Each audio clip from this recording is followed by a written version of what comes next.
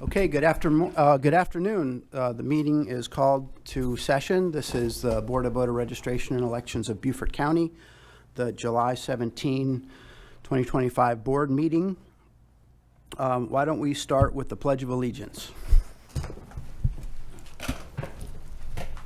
I pledge allegiance to the flag of the United States of America and to the republic for which it stands, one nation, under God, indivisible, with liberty and justice for all.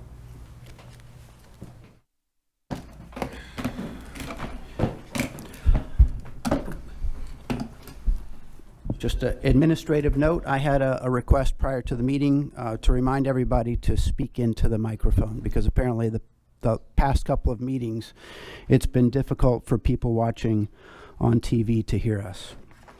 So first thing I'd like to do is ask for public comments, and seeing no public present, we'll continue on. I'd like to make a motion because one of the board members has a hard stop at 4 p.m. today.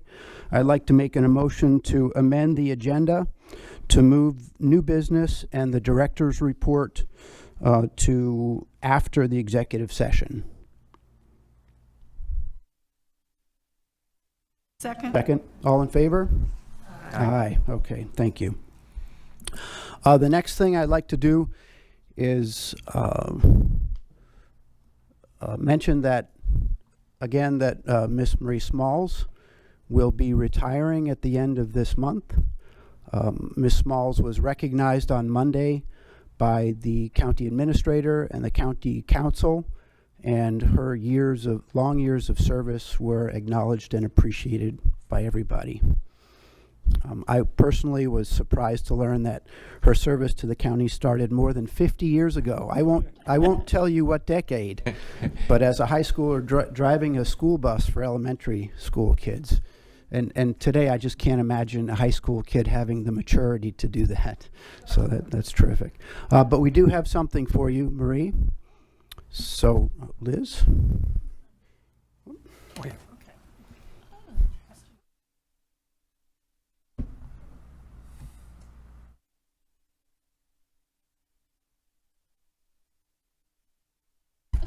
It's your BMD machine. The BMD, that's right. Yes. Yes. You're very welcome. Thank you for all that you've done for us and for all the years. Yes. Thank you very much. So I'll put those on the back table. Thank you. Behind your face, right? Yes. So you don't get to keep them very long.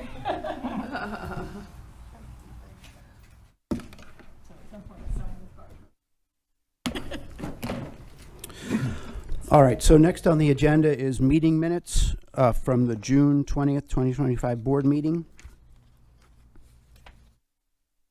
Do I have a motion to accept the meeting minutes? Arlene Mitchell, second. Okay, any comments? I have a comment. Under miscellaneous updates, I'd like to just clarify that the maintenance on the DS300s with the replacement of 88 defective tops was solely related to cosmetic issues, nothing related to the function of the scanner. Okay, so can we just clarify that in the meeting notes, please? Okay. That it was, so I suggest that it state replaced 88 defective tops, and then in parentheses, cosmetic only.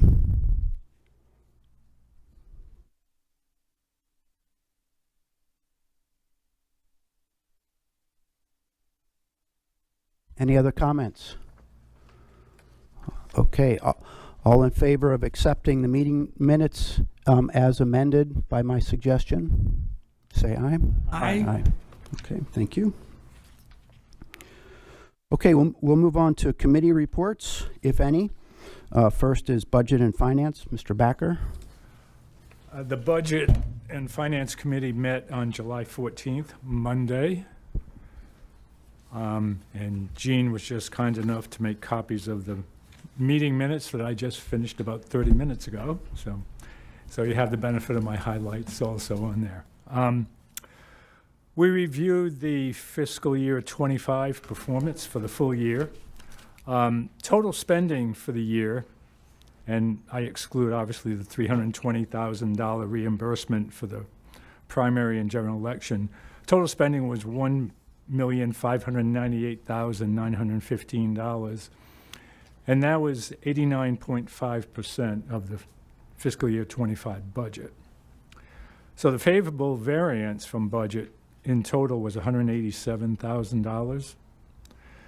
Staff labor expenses were $89,000 less than budget. And what I would call discretionary or controllable expenses were $85,600 less than budget. If you look at the way the budget is laid out, staff direct salaries and benefits, they're essentially fixed based on the headcount in the department, and it's pretty much controlled by administration and HR. But that's about 55% of the budget. The remaining 45% is discretionary or controllable spending for materials, supplies, services, and poll workers would come under that category. So the major contributors to the favorable budget variance were poll worker salaries were about 89% of the budget. Maintenance contracts were 89%. I'm not sure if this is just something that happens at the end of the year, but employer costs, FICA, medical, and retirement, they were all significantly less than budget. I don't know if there's catch up at the end of the year, fiscal year, but that was a big chunk of the favorable labor spending was on kind of the benefits section. Sometimes it's quarterly, you know, they take it out quarterly, so maybe it's. So that was a major component. Printing was 65% of budget, and that was after $20,000 of the budget was moved to supplies. And non-capital equipment, it's a relatively small line item, but spending was at 53% of budget. Any questions on how we ended 25? No questions. Okay, for the fiscal year 26 operating budget, County Council approved the fiscal year 26 budget on the 14th of July. Wendell previously had reported, and this came through in the budget, that there were really only two minor changes to what had been requested. Non-capital equipment was reduced from $12,000 to $7,000, and equipment maintenance was reduced from $3,500 to $1,000. The total operating budget for 26 is $1,967,250. And 2 weeks roughly into the new fiscal year. We had relatively short discussion on capital projects since there was not a lot of updates available. Ms. Smalls noted that there continues to be little progress on fiscal year 25 and even earlier capital projects.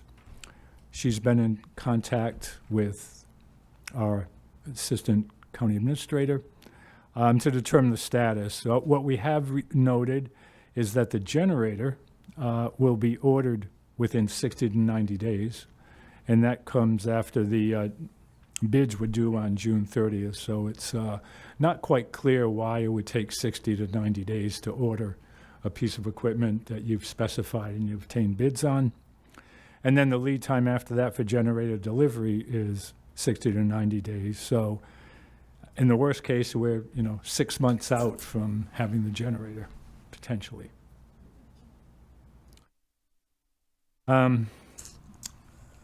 Sorry, Jim, may I ask a question about that now? Are you going to address this in the director's report? Pretty much it's the same report.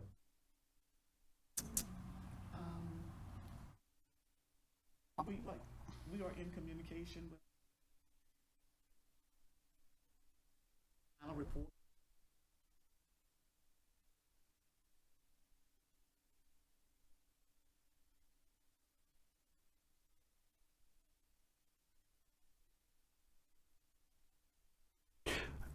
Well, if we look at the maximum period of time for the order and for the delivery, we're looking at a mid to late January 2026 delivery, which puts us very tight with the start of a very busy election season in 2026.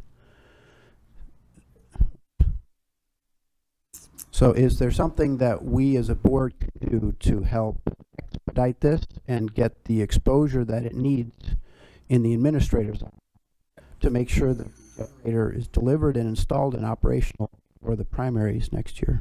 Mr. Chair, you're sort of jumping into my Oh, report on facilities, Well- but I can go ahead and comment now if you'd like me to address that issue. no, I'm sorry. Why don't you hold it until the facilities discussion? The only other update on projects is that the ACA did report, it's not firm to me if it was in final budget reading, but through the second reading of the budget, the alarm system, office painting and carpeting, resurfacing the warehouse floor, and security doors are in the fiscal year 26 budget. From previous experience that we've had, being in the budget does not necessarily mean that it's been funded fully.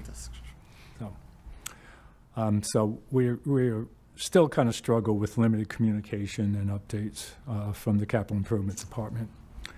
We would plan to meet in early September after we've had 2 months of the fiscal year behind us, but we will have interim meetings as needed if we have feedback on the capital project status. That's all I have to report. Questions?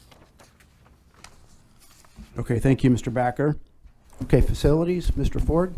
Thank you, Mr. Chair.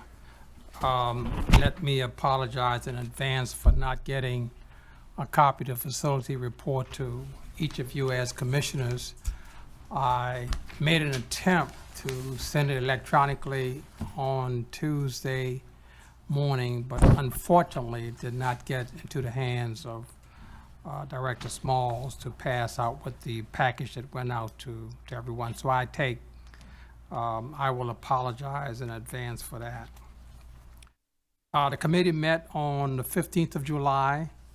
All of the members were present, and the purpose of the meeting was to get an update from the staff on its efforts to identify new polling locations to further its efforts to be in compliance with the law. Let me say that the staff has been extremely busy and instrumental in trying to identify potential polling locations and make sure that we are in compliance. I would encourage all of us as commissioners, as we travel throughout the county, if we should see places that may be potential precinct location, to please let the staff know sooner rather than later so that they can make contact with those respective organizations to see if they will be amenable to assisting us with identifying additional polling places. But the staff was able to identify Garden Oaks Apartments Clubhouse, which is located on 2000 Salem Road in Beaufort. We had very fruitful discussion with them. They received the facility use agreement that we agreed on that the staff produced to us about a month ago. Although there may be further revisions on the form to make sure that it's a working form, to make sure that we always have information on it that's going to be helpful to us in identifying spots. The great thing about the Garden Oaks apartment complex is that they're also interested in assisting us with potentially identifying poll workers.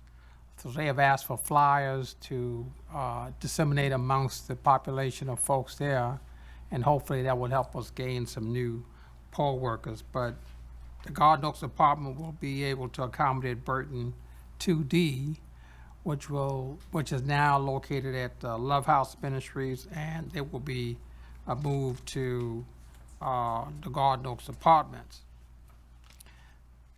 This is particularly important to Ms. Dorr, who have been telling us about the Love House Ministries for quite some time. So if we can relieve some of the stress there, that would be great. Mr. Ford? Yes, sir. Excuse me. Will that facility be available for the first elections next year, the primaries? Great. The second location identified by the staff is Waterside at Pepper Hall on Highway 270 in Bluffton. As you know, Bluffton is the fastest growing town in the nation right now, and it's going to be a continued effort to try to accommodate them. Again, they received the facility use agreement, and management has consented to completing them and returning it to us once they have, when we spoke to them, we were on vacation at the time, this is vacation season, so we'll follow up with them as well. They also requested new poll workers, flyers to identify potential poll workers to assist us in our efforts. That particular facility does meet all of our EDA and parking requirements. Parking is always an obstacle sometime at some of our locations. But that would serve Bluffton 4A, which would move it from the St. Gregory, the Great Catholic Church, into its own precinct. The third location was the Battery Creek High School, located at 1 Blue Dolphin Road here in Beaufort. If all works well, that site would house Burton 1B, moving it from the Robert Smalls International Academy into its precinct. Club Hall, located at 1220 Shell Hall Drive in Bluffton. Again, another coup for Bluffton. I know Mr. Backers is happy to hear that. We still need to engage them more in discussions regarding the use of that facility. If we're successful in our acquisition of that particular site, that would host Bluffton 4B, relocating it from the Hilton Head Christian Academy. We thought when we got HHCA, that was going to be a permanent site for us forever, but unfortunately, they have decided that that is not in their best interest. Pearl Street Apartments, located at 203 Pearl Street here in Beaufort. The site is currently under construction, but once it's completed, the community room at that location will be considered as a good polling location for Beaufort 1, relocating from the USCB gymnasium. Now, in addition to these sites, the staff, again, will continue to look for further sites that we could use for polling locations as well, and be working with the various stakeholders from those particular entities to expedite approvals.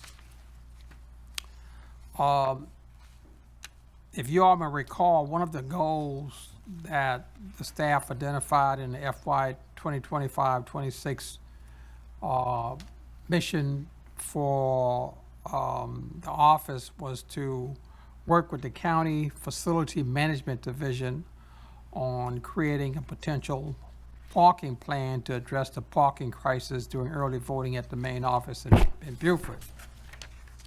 These discussions are continuing between the staff and the county. However, I must say that the likelihood of a successful outcome currently appear to be low. But the staff will continue to work with the county to see if we can relieve some of the issues here at Election Central. Mr. Backer brought up the issue about the generator and the ballistic resistant windows. The discussion between the staff and the county continues in that vein. The facility committee has requested of Mrs. Smalls as potentially one of her last acts before she enters the realm of retirement to see if Ms. Audra Antonasi Ogden, who is our Assistant County Administrator, if she could appear at the August meeting to provide an update on the status of these outstanding items, and we can develop a strategy to move forward. I know the generator and the ballistic resistant windows have been topics that we've discussed quite often. I can tell you the staff has done a yeoman's job of trying to bring these to fruition, but at some point it may require us as commissioners to get more engaged in this process to see the result that we desire. Not to denigrate the effectiveness of the staff, but there's only so much that they are going to be able to do until maybe we get engaged and get the assistant administrator to do more in support of our efforts. As you look at the org chart for Beaufort County, she is a direct line to the county manager.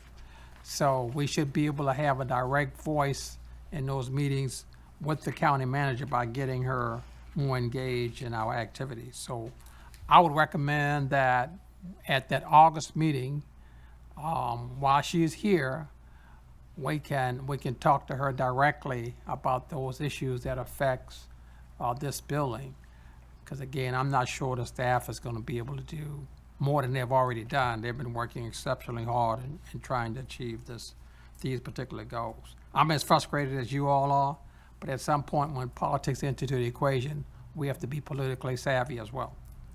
And that's it for the facility report. And I will get copies of this to each of you as members as well. Oh, we have copies, thank you. Oh, great, thank you. So, Ms. Smalls, can you arrange for Ms. Audra to be here at this board meeting? I will attempt to, sir. I sure Okay. will. And she, of course, can bring any representatives from the administrator's office that she'd like to bring. Oh, yes, sir. That would be great. Thank you for your report. Any questions for Mr. Ford?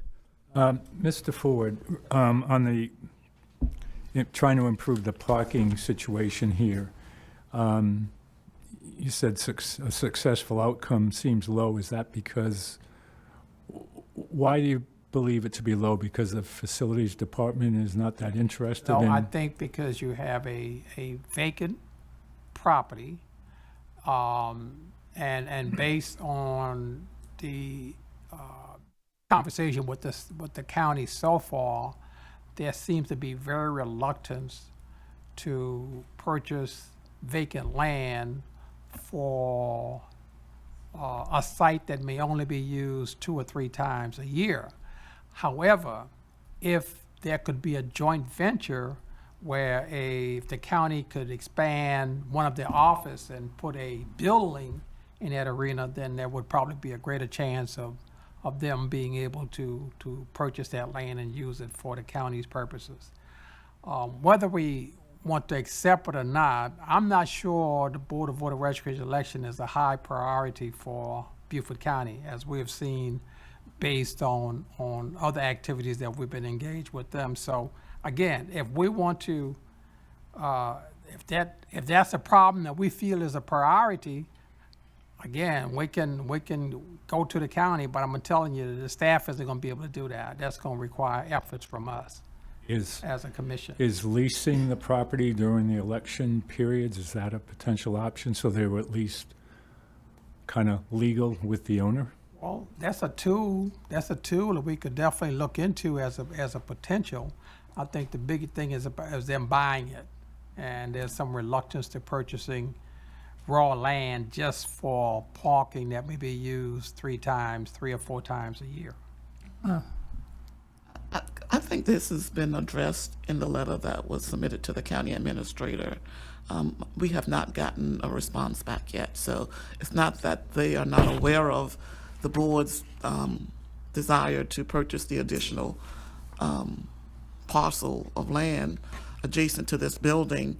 We just don't know exactly where they are standing on that issue because we have not gotten a response. May I ask? Oh, I'm sorry, Eileen. When you arrange Audra to come in August, would you please ask her to provide some feedback on that letter we prepared and any follow-on questions? And if the short answer is no procurement of the adjacent property, then as Mr. Backer suggested, we should be able to speak with the traffic department about other alternatives, including leasing that lot.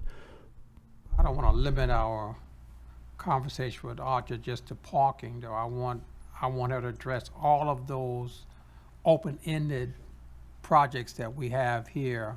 She need to come prepared to do all of that. The generator, the windows, the parking, and whatever else that we have on our list. She's in a position where she should be able to address all of those. Okay, I think that it would be in their best interest to purchase it and not lease it, and because I was just reading through some information. And I looked and I saw it. I'm trying to figure out where is this Chelsea place that the county is looking to purchase through their open land trust for $6 million in Jasper County. And the county, they really own the election, because when we do good and everything is running smooth, that's going to make Beaufort County continue to look good.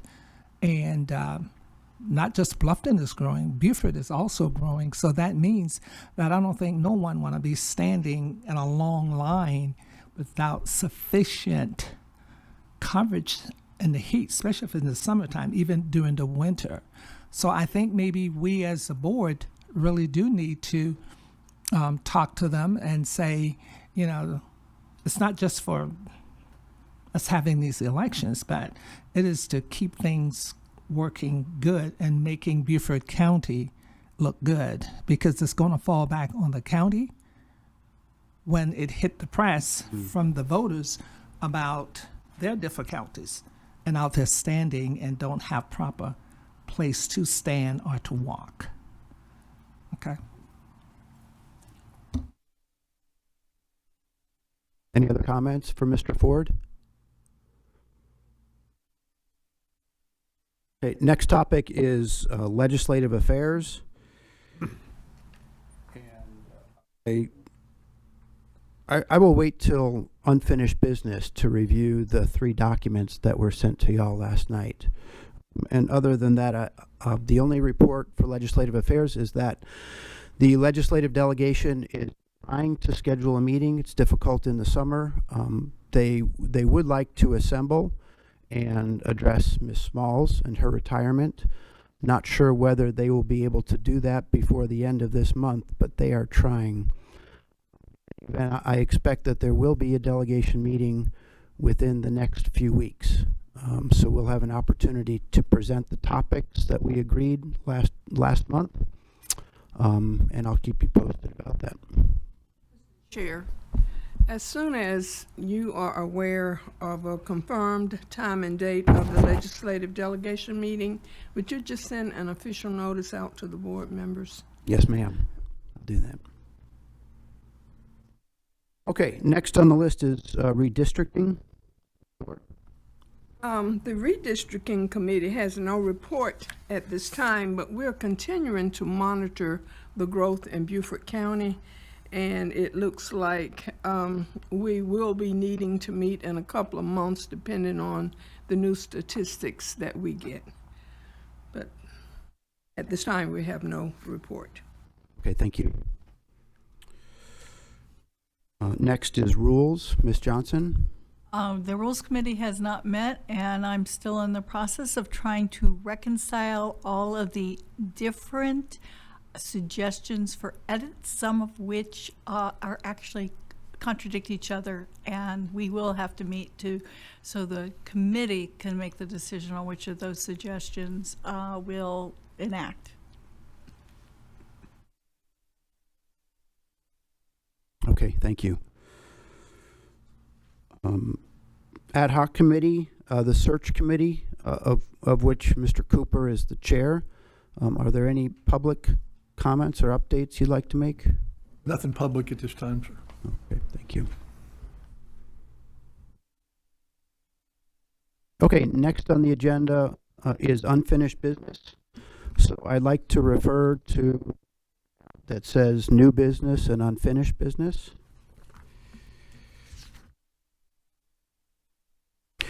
At the last board meeting, we agreed that we would like to, as a board, present to the legislative delegation on 3 topics. The first one is on procurement of voting equipment. The second was on poll worker pay. And the third was on our 2023 and 2024 request for the ability to pool polling locations when no suitable location is available in a precinct. So based on our agreement on those topics and under our rules about any formal presentation to the delegation being approved by the board, I'd like to review these 3 drafts see if you all have any comments, and then get board approval for these to be the basis of a presentation to the delegation. So we'll start with procurement of voting equipment. I do not intend to read this out loud. However, I will just mention the issue and the suggested action. So the issue for procurement of voting equipment, it's regarding the funding for and acquisition of voting equipment for new voting precincts. Should that be a state or a county responsibility? Clarity is needed as counties seek to comply with the state laws, regulations, and state election commission guidance. I will note that up until this point, Beaufort County has never purchased any of the voting equipment with the current generation. It's always been provided by the state. But with the recent addition of 8 precincts, guidance from the State Election Commission has been that counties need to fund procurement of additional equipment. And we believe that it's important to clarify that process, because it is not Beaufort County that specifies the equipment or selects the vendor or determines the life cycle of the equipment. That's all determined by the State Election Commission. So the requested action of our delegation is to discuss whether the SEC is responsible for negotiating and maintaining a blanket purchase agreement with the selected vendor, and then under that purchase agreement, determine whether the state buys for incremental equipment needs or if the counties purchase under that blanket agreement for their own needs. And finally, that a process be documented and communicated clearly to all counties for planning and implementation. Mr. Chair, do you know if the desire is for the county to go out on its own and purchase equipment, or for the county to provide SEC with the funds to go and purchase the equipment? The reason I'm posting that question is because from a security perspective, you basically are introducing a potential vulnerability in the requirements if the county is going out on its own to purchase equipment from a vendor with the hopes that it will be compatible with what the state has already provided for the state. So I think it's important that I'm assuming, and I know it's not good to assume, that the state's procurement process has built-in security mechanisms in their purchase of the equipment to make sure that it's an end-to-end secure product. Whereas if the county had to go out and purchase those items, unless the county is prepared to just walk into a vendor and select those items and kept them secure at all times before they brought them to Beaufort County, I'm not sure I'm comfortable with the security parameters in place if the county was doing that on its own as opposed to going through SEC, who I presume has a security package in mind and in place when they purchase our equipment. Otherwise, we are purchasing equipment with no idea whether they are vulnerable or not. Well, as drafted, the request from our board assumes that the state will maintain responsibility for the specifications, the selection, the pricing, the life cycle, the security, Right. all the end-to-end functionality. That will still remain at the SEC's responsibility. And if counties are required to purchase their own equipment, it would be under a blanket purchase agreement that's subject to those terms determined by the SEC. I think the only real question to be resolved is whether the money to procure those machines comes out of the county's pocket or out of the state's pocket. So am I hearing you correctly that we will provide the state with the money and they will purchase the machines? I don't know if that's the mode. The key issue is that the state will maintain ownership of specs, selection, life cycle. I would say that needs to be clarified, because if the county is responsible for going out and purchase these items on its own, what you just indicate automatically nullifies their responsibility. Right, and that's the purpose of this request. This is the requested action, Right. is to clarify how the equipment will be procured, whether it's procured through the state budget or if it's procured through the county budget, which again, we have never done under the current technology which was deployed in 2019. Well, let me go on record as saying that I think the state should purchase the equipment and provide the funding for the equipment as opposed to Beaufort County. Mr. Chair, what is the procedure in place for all counties in the state in terms of the procurement of equipment? Should not we be in uniformity? Should not we be consistent with their procedure and requirement for all other counties? To the second part of your question, yes, that's the purpose of this request to the delegation, to make sure that there is a standard process and that it's made clear to every county statewide, because currently it's not clear. As to the first part of your question, what's the current process? Ms. Smalls, would you like to address that, please? Yes. Like Mr. Sweeney said, we have never purchased since we started the generation of DS200s and 300s and BMDs. Everything went through the state, and the legislators pretty much made the state the custodians of voting equipment. And so it's a uniform system, and the whole idea behind that is so that we will all be under the same uniform purchasing process. Now, the reasoning for the State Election Commission to arbitrarily delegate that authority down to the county, I'm not sure, and that's what Mr. Sweeney is talking about. We need something a little bit more definitive as to what the processes are, because like I said, I've been here for a good little bit, and we have not purchased equipment. Everything came through the state. They determine who the vendors are.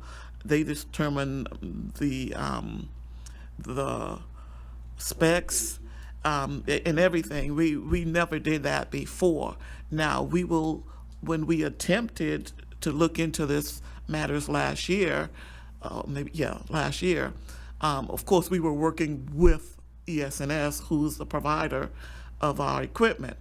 But again, they were looking at the counties to do that, and we were confused because the county have a purchasing process and the state have a purchasing process, and how they were going to do that.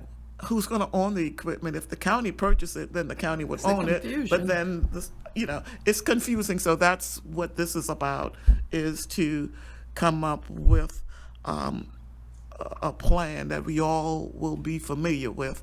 And I know we can project, I guess, based on population growth, what we will need. If that's something we can report to the state and help them to project in their budget, their request to the legislators, then maybe that would work better. But there's nothing in writing about that. Yeah, thank you. As stated here, the only input that the county at this point can provide to equipment provision is the counts of equipment needed. That's it. And to use the county procurement system to purchase directly from this vendor would require a few exemptions from county procurement requirements, such as sole source purchasing. We wouldn't be able to go out for bids, and that's an exemption from Beaufort County process. And there are a few other issues. Can I just make a comment? I would expect that ES&S would not want to go down a path where they're having to deal with 46 different counties for the sale and service of election equipment. I mean, it would seem would not make sense to the vendor. Yes. I mean, that's like nickel and diming it to death, but they've been pretty cooperative. It's just that, but they were actually working through the state for our requests. So, it just needs to be defined. Any other comments on this issue? So I have a motion to accept this document, procurement of voting equipment. So I moved. so move. Okay, all in favor? Aye. Okay, thank you. The next issue is poll worker pay. So this issue is a request for the legislative delegation to support increases in state reimbursements to counties for poll worker compensation. There was a proviso, I believe it was 102.2, that was not passed in the last session. That increased the pay from total pay from $135 to $175. I should say not pay, reimbursement to the counties. 135 to 175. So an increase of $40 or 30%. Just for reference, the $135 per election, including the training, became effective with the November 2017 election. So we are now entering the 8th year with no change to the reimbursements. So the requested action on this issue is for support from the delegation of the State Election Commission's budget request with the increased per diems. I did contact the SEC to see if they would request the same increase in the next budget cycle or if they would increase it. They don't know at this point, but most likely it'll be no less than this proviso 102.2. So the first requested action is to support the SEC's budget request. And then the second action is, for some reason, the SEC's per diem requests in the preliminary budget are not approved, that our delegation submit and support a proviso for the increase. At the bottom, I did note that Beaufort County has approved the $100 supplement, but that issue is separate from state reimbursements. So this document, this presentation, is not specific to Beaufort County. It's a request for the delegation to make, to support statewide changes. The Beaufort County supplement permanent or just a one-time event? It's still in the budget. Still in the budget? Yes, It's in the sir. budget, yes. Right. I would say it was a first-time special request in 2024, but then it was incorporated in the next budgeting cycle. Any comments, questions, additions to the poll worker pay document? Chair, I think you wanted to, But now, from the budgeting side and reimbursement side, how would that, based on what you're asking, how is that, this is just affecting what we get back, or we're raising our poll workers from what we got them at now? No, this is not Beaufort County specific. So this is statewide reimbursement from the SEC to the counties. Right, so but what I'm saying is, so basically, we're just getting more back because ours are already up. Correct. Okay, that's what I'm clarifying. yeah, I think you had a question here that maybe Gene can answer for you. Current poll worker rosters are very senior, average in Beaufort County. And I don't know what age that would be. XYO. No, you're right. Thank you. I highlighted that so that I could request that information from Ms. Smalls. If I could please get the average age of our, let's say the 2024 general election poll workers. What was the average? 110. If you could give me the mean. Stop it right now. I can tell you, it was old. 80. Yeah. So if you could get us the mean average and the median as well, we'll put that in here. Thank you, Mr. Ford. XX. All right. So do I have a motion to approve the poll worker pay document as written with the addition of the average poll worker age? Second. Second. All in favor? Aye. Okay. Thank you. Who was the first and second? You were the first. I was the one who made the Then I motion. second. You second. Okay. Thank you. Okay. The next topic is pooled polling locations. So South Carolina's Code of Laws stipulates that voters shall vote at a polling place within the precinct of their residence. That's South Carolina Code Section 77910. That was likely appropriate when precincts were much larger geographically and smaller in population. There was a bigger diversity of building types available in every precinct. But as across South Carolina, residential density has increased significantly, and the geographic size of precincts has gotten smaller. There are many cases where finding a polling location in a precinct is completely impractical. So I like to use Sun City as an example. There are 10 precincts within the gates of Sun City. However, only 2 precincts include buildings that could accommodate elections. And even in my own neighborhood, Hilton Head 2C, which was split into 2C and 2D, it is still one community, and there's only one community center. So we will never have any opportunity to put a second polling place within the one community. So those are 2 typical examples. Our Board of Elections, as explained by Mr. Ford during his facilities report, has made best efforts to find suitable polling locations in every precinct. And in many cases, they're simply not available. So back in 2023, Ms. Mitchell sent a letter to then chairman of the delegation, Mr. Newton, and in that request, we requested that they provide local legislation similar to Richland counties, which says that for other than municipal elections, if the Board of Election cannot find a suitable polling location within a precinct, it can be pooled with another precinct that's less than 5 miles away. So we requested similar wording. Since that time, another county, Pickens County in 2024, added local legislation with language identical to Richland's.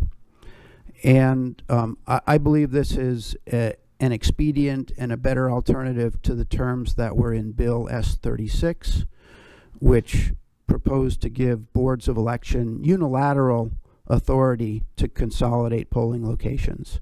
That essentially takes the authority away from the General Assembly.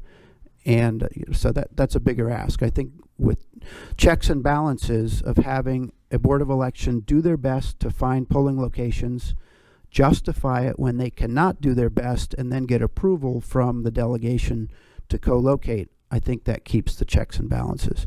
So the requested action here is for our delegation, and this one is Beaufort County specific. Request our delegation to add local legislation to allow their approval of pooling.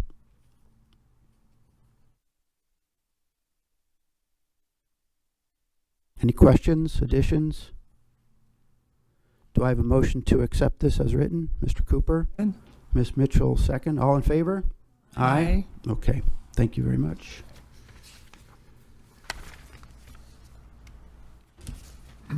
Okay, the next document in this package, we will look at this during the new business section.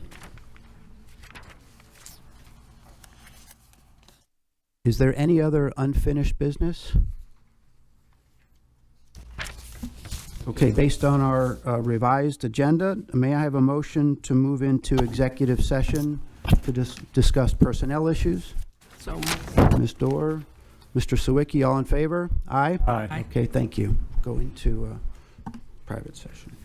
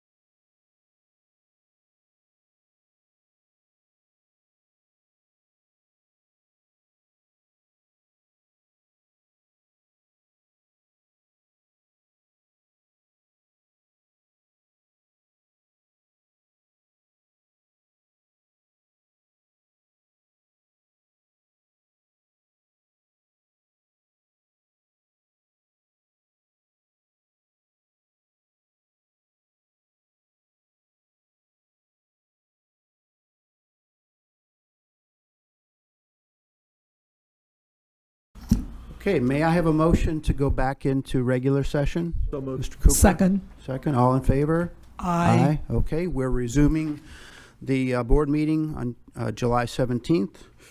And we just came out of executive session where there were no votes taken. Next on the agenda is the new business. So I have one item for new business, and that is a document entitled Vision for High Performing Board of Voter Registration and Elections, and as stated, summary for 2/26/25. So this is a document that was previously distributed to the board and discussed. And at today's meeting, I would just like to get reaffirmation of the board that this is a shared vision for a high-performance board. My hope is to not have a line item discussion about this, but if there are any objections or suggestions, we can talk about them specifically. I would also state that there are many items on this list that we are fully in compliance with. There are others that we're not, and there are yet others that we don't know whether we're in compliance or not. And the objective is not to go through each one and decide, but just affirm this is a shared vision that we will keep in mind as we move forward with the next phase of the Board of Voter Registration Elections of Beaufort County. And any comments, questions? Mr. Ford? Mr. Chair, I agree that it's a very good document. I see it more as an aspirational document.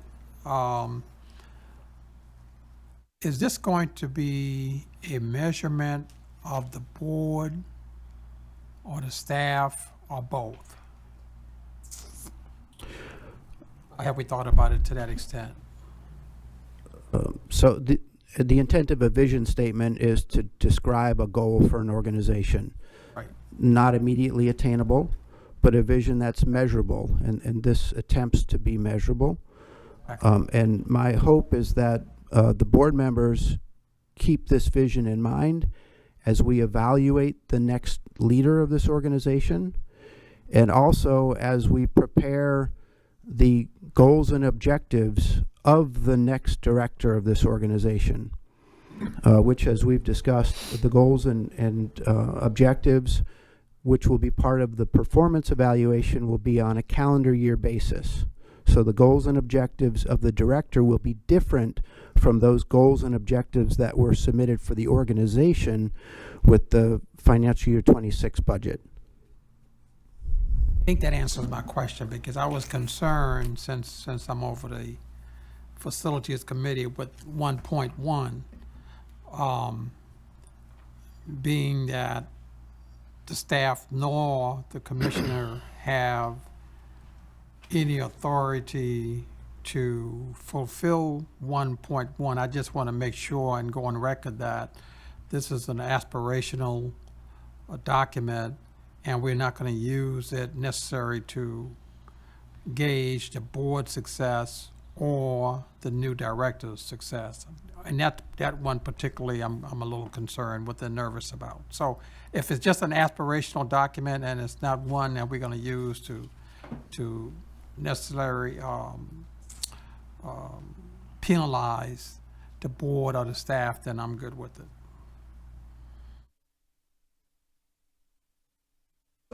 If I may, Mr. Chair, sorry. As part of this process, I think looking at 1.1 being an item of concern, we have to ensure that we have our eye on the ball as well, that it's not status quo, it's not business as usual, but we have to look at what the issues are. And on those areas of where a staff member cannot influence the outcome, we have to figure where we can assist in that outcome. Okay, I can live with that. I agree with you, and excuse me, I'll get back to you. I think that what we've discussed about doing with Ms. Audra at the next meeting will help us to come up with a process that can be used in the future. So agreed. I'm sorry, Ms. Dorr? I was just thinking, that collectively, I see this as collectively targets and a mission for us all who are involved with voter registration and elections. And I think county council does have sort of a role to play in it as well. Agreed. It as an instrument that punishes or rewards. I just saw it as something that we aspire to achieve. Thank you. Any other comments? Okay, may I have a motion to adopt this as a shared vision for the Board of Elections? So move. Second. Second. All in favor? Aye. Okay, thank you.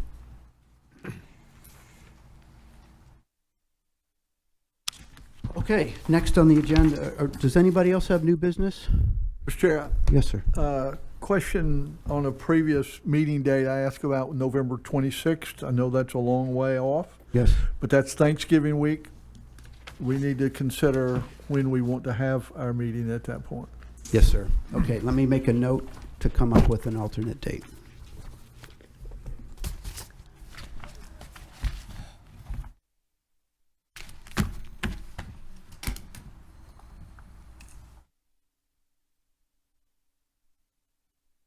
Any other new business issues? We're going to have an election in November, correct? I mean, it's small, but we're going to have an election. Canvas hearing might be the time that we would want to have the meeting for that month in November. Just That's a good idea. Thank you.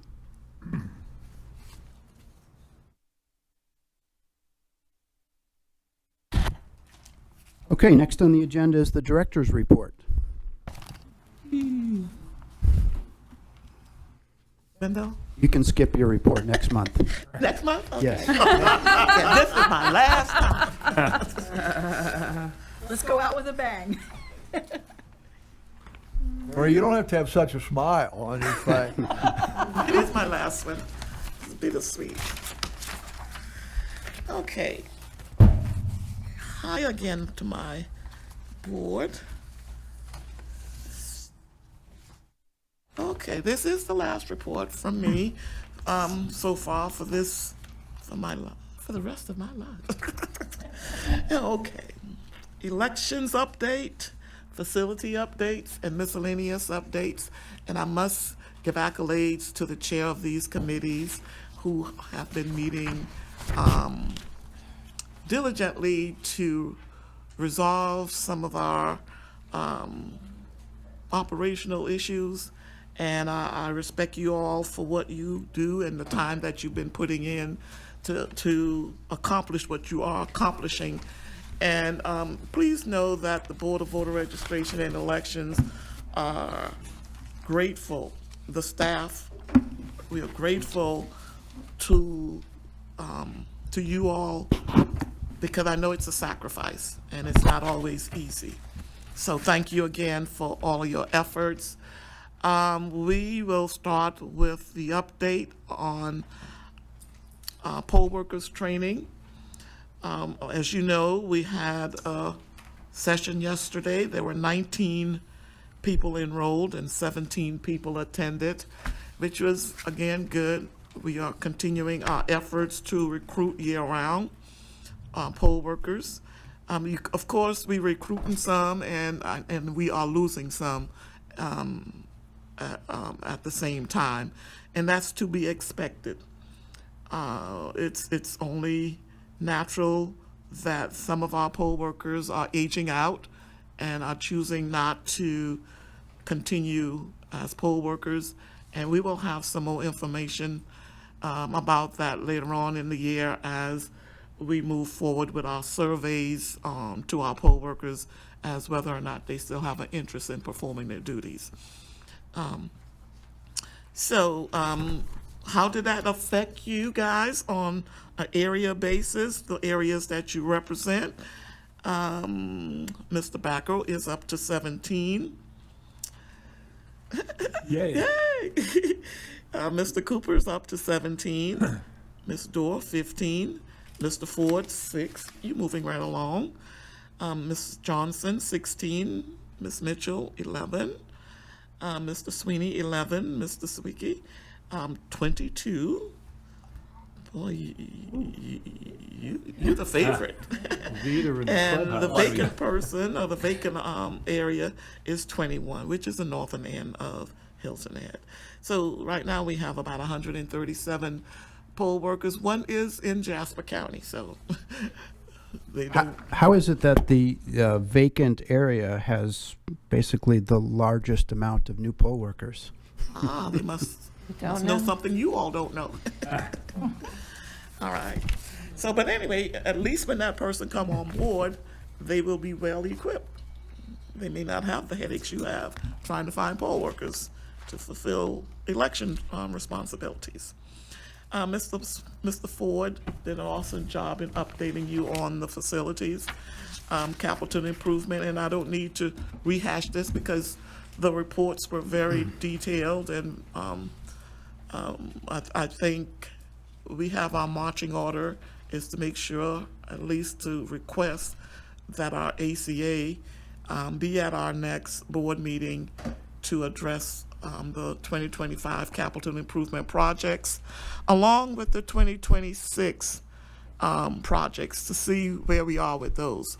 I know it's been approved, but the timeline for implementation, again, is still unclear. So I think it's a good idea that the ACA, along with any of the project managers that are responsible for these projects, to come in and explain to the board where we are. I have also included a copy, and we're not going, you have a question? May I suggest that when you ask the request for her to come and meet with the board, that you provide her with a listing of all of the outstanding issues so that she can prepare to provide us with some advice and guidance as to where we go from here. Yes, very good. Thank you. Will do. Okay, the operating budget for 2026, as Mr. Backer explained in his report, was approved. That was our total budget, $1,635,510. Can I make one comment on that? I think that bottom line there reflects the revenue that's shown in the top line of the budget. That's Right. the reimbursement from the That- state that we get for poll workers. That really don't, Yeah, not really it's really, so our actual operating budget is 1.9 something million because, that's not, yeah. but the way the county budget Reports. system reports work, the revenue, so it's subtracted from the operating budget. So we don't have as much money as y'all think we have. All right, but I have outlined the line items that we operate on in our operating budget. I'm not going to go through them individually. Just wanted you all to know how the budget is set up. And Mr. Backer, like I said, did an awesome job reporting some of the specifics and the percentage of money spent during the fiscal year, and that will continue, I'm sure. And so, but this is our beginning allocation per line items, just so that you will know how it's how we operate. The director have the discretion to manage the budget. Of course, if there anything that comes up like additional voting machines and things like that that we have no monies for, the board will become involved with something like that. Okay, we have completed the redistricting of the 8 precincts. All of our files are updated. Voters have been moved and verified. And what that means is that once we moved all of the streets into the polling places that they needed to be in and into the precincts that they needed to be in. And by the way, because we do not have homes for these new precincts yet, they will still be showing up in the polling place where they were originally. Okay? So now, with our efforts to find new polling locations, we will be sending out polling voter registration cards sometime in August. And if we get anybody to confirm prior to that, we will also change the polling locations. But until then, new cards will go out with the same polling location as they were previously. So we may have split one precinct, and now if it was a location with 2, they're gonna have 3. Because the new precinct will also be in that polling location. They are the same voters. Again, our goal is to move them out into their own individual polling location, but until that time, they need to know where they need to go, and they need to know that they are in a new precinct. So we have to notify them of that. And Ms. Smalls, is it correct that only voters who are moved into one of the new precincts will get a new voter registration card? That's not necessarily so. Like I said, if we get a new polling location, that we will notify those folks as well. Bluffton 4A is not one of those precincts. I think that it may have been one that was split. I'm not sure. Hill. But what we will look at is if a new polling location come on board, and it may be a completely different precinct like the one that's at Love House right now. They will be going into the Garden Apartments. They will get a new polling voter registration card because they have a new polling place. They may not have been split, but they will get a new card. So we're trying to do it all at one time, because if you start mailing here, a stash here and a stash there, you're gonna get confused. So we're gonna wait until August to see how many polling places we have that are new, and we will incorporate that with the new precincts assignment as well. SEC had a press release talking about the confirmation card. I think back in May, that was presented to you, the cards that were sent out to inactive voters. And this is their response. They sent out 191,000 I'm sorry. postcards trying to verify whether or not these voters are still here in the state of South Carolina. And they responded with 23,000. The response was 23,300 responded. Fill out the cards and send it back to SEC. And so those people will remain on the voter rolls with no questions asked. 167,600 voters were moved to an inactive status because they did not respond. Okay? So that's the state of South Carolina. And if you go to the next slide, this is, go ahead. Before you move from that particular point,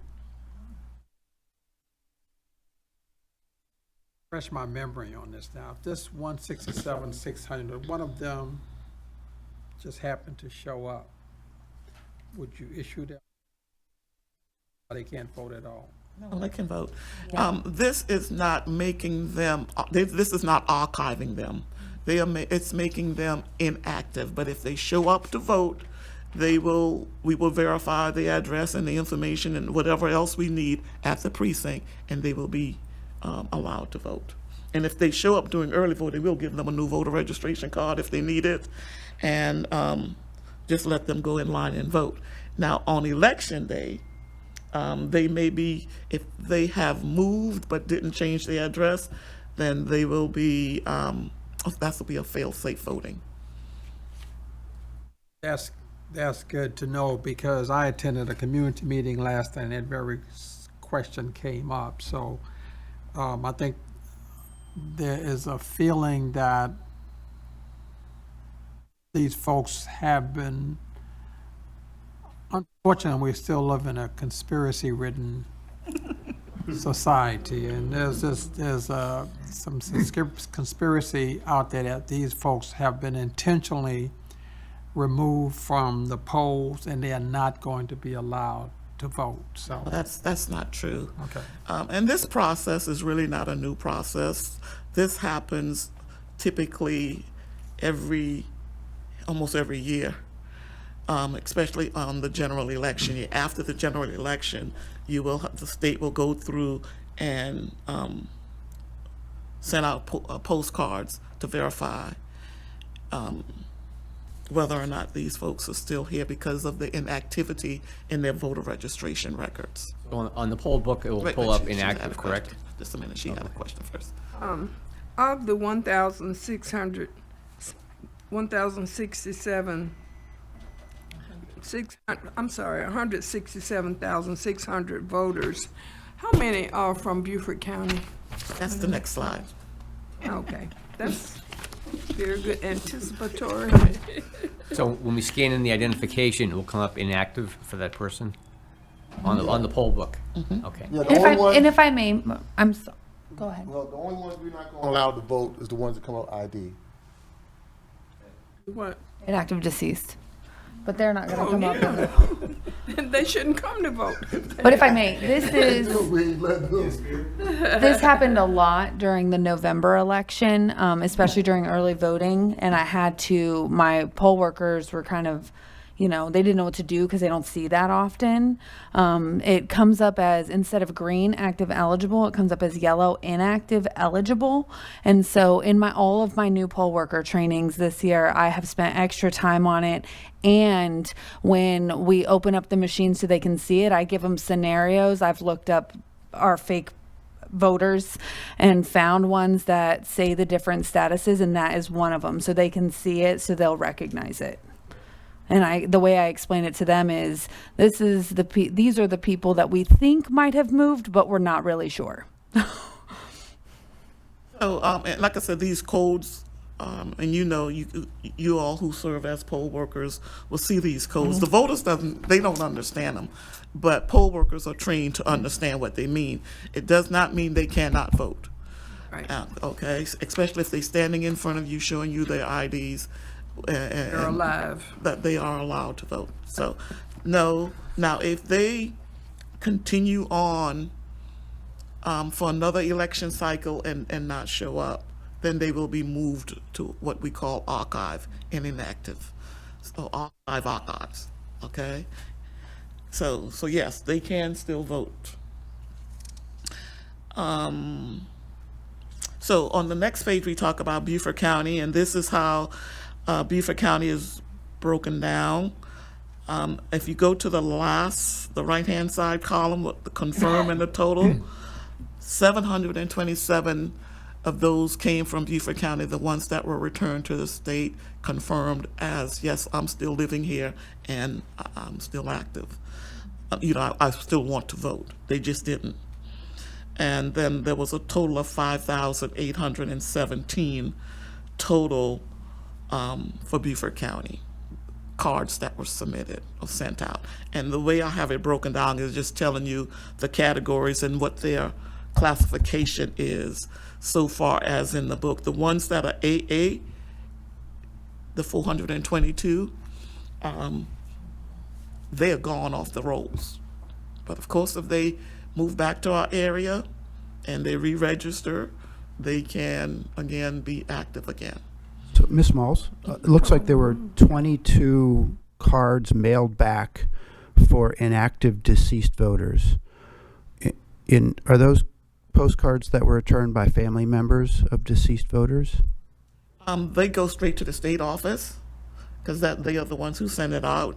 But inactive deceased, that means probably that a family member may have gotten the card in the household and sent it in and say deceased. We get them sometimes as well, where they will come by and say, this is my husband and they no longer here, they are deceased, and they will mark something and give it to us and bring us a death certificate and we can submit that in the system. So yeah. You'll get reports from DHEC and funeral homes, or that goes straight to the state? Yeah, we don't get those. They State does. collaborate with other agencies to get information, but this is just about the cards that they send. They get voters off the roll from other agencies as well, like DHEC or, I know they were talking about Social Security Administration, getting information from them. I don't know if that ever went into effect or not. So, so that's the breakdown for Beaufort County. Any questions about that? Okay, the precinct compliant report that's in your board packet, attachment A. We redid the report that by the request of the chair, and we checked the distance, wait a minute, whether or not they are still in compliance. We added the 8 polling locations to this report from the last report that you had. So this has been updated with the 8 new, polling location precincts has been added to this report. Unfortunately, we are no longer 100% in compliance. We have one precinct that is over the 1,500. I know, we Shame, at shame. least we were for at least a month. That's the need to meet. I don't know. It's a moving target. So, Ms. Smalls, I have a comment about this compliance report. So I appreciate you making the revisions, and it's almost there. I think there's a typo where it says less than 1 mile from PP. That should be 5 miles. Oh, yes, 5 miles. Mhm. Yeah, okay. Okay, and then the second is a request for a summary table. Because if you're viewing this from an approver's perspective, I would like to know what are the counts of our single precinct voting locations? How many 2 precinct polling locations? How many 3 precinct? On attachment B. Is that what you're talking about? No, that's different. That's not it? That's different. So I can provide you with an example. The one that we presented to the delegation last year, it provides a simple summary table of the compliance. Okay, well, you can do that. Okay, I'll send that to you. Alrighty, yeah, but that should be 5 miles. But most of them are like point something miles. I think we may have had 2 precincts that were 0.2 miles, 2 miles away, but that's the furthest, most of them from the polling location to the precinct boundary line. I think we are within the 5 miles for all of them. I believe so too. The precedent in Richland and now Pickens is 5 miles, so we should stick with that in our table.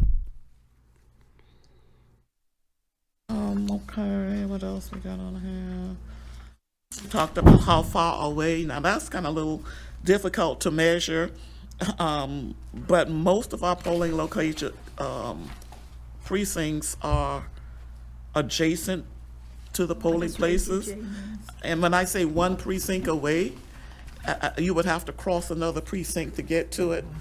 So they are few that are 1 precinct away, and there are a couple of them that I think that are 2 precincts away. And that may be Sun City. Yep, that's Sun City. Because there's only 2 polling locations that we have in Sun City. So some of them are a little bit further away, but they're not far in distance. They just crossing precinct They're lines. still less than 5 miles away. Yes. But because you have so many precincts in Sun City, yeah.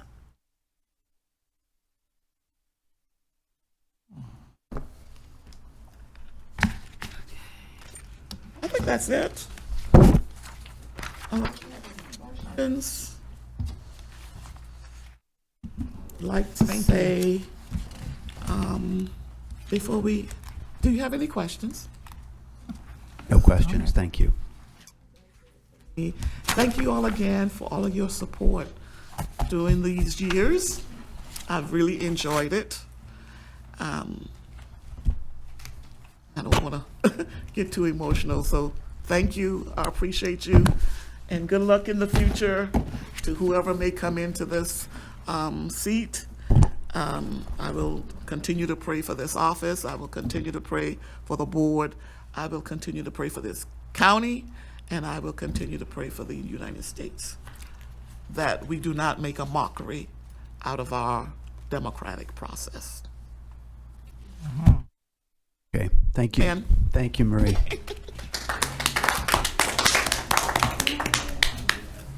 Okay, next is the announcement section. Okay, so I see that the next board meeting scheduled for August 21st. That's a change from the original schedule, which was the 27th, I believe. But I would like to change the August board meeting to August 20th. And that's a Wednesday, and it's a day that we have poll worker training. So I recognize that'll be a challenge. But if the staff could please find a location for us to hold a board meeting. And we'll make that 2 o'clock on the 20th.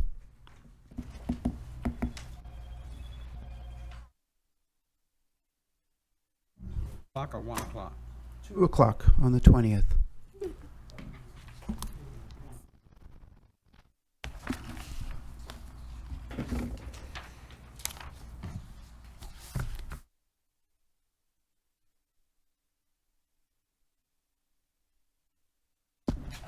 Okay, so in closing, I would like to echo Ms. Small's comments in thanking the committee chairs. All the committee chairs have done a tremendous amount of work this year. The ad hoc committee did a great job evaluating early voting center locations. The facilities committee does a great job considering that the board and our staff have a lot of responsibilities but no authority when it comes to facilities. And I think that staff has been doing a great job looking for new polling locations. So I appreciate that and ask you to please keep up that good work. The rules committee rather is kind of like herding cats. I feel for you, Liz, trying to get the opinion of 8 board members consolidated. But thanks for doing that. Finance. So the finance committee this year really established a new process, a more robust budget review process, and more transparency for the board. I think for the first time, these are new processes. So thank you, Mr. Backer, for that. Redistricting, I was going to congratulate you, Ms. Dorr, for getting us in 100% compliance with less than 1,500 voters. But in your defense, I'll say congratulations at the time of your request. That's we why I became an said the incumbent. committee will meet Yes, again that's right. to look at the rising figures. And I appreciate all the support of the staff, especially, and thank the staff in advance for whatever difficulties we'll have in the future in the transition process. I Okay. trained them well. Okay. All right. So with that, Marie, again, I'd like to wish you well. We will see you again at a delegation meeting. But thank you for all of your service to the voters of Beaufort County and to this board. A blast. Thanks. Does anybody else have any comments? Just real quick question. When you said the date on the next meeting, the original on the 21st, was it the 21st originally set up because of the class? Yes. Well, it was originally the 27th. So I was surprised to see August 21st on this agenda. Okay. What's the fourth Wednesday? But I know why. Chris 27th. did it. That's not a good date. No. We'd like to do it on the 20th. All right. So with that, do I have a motion to adjourn the meeting? So moved. Ms. Mitchell, second? Okay, Ms. Dorr, all in favor? Aye. Thank you very much.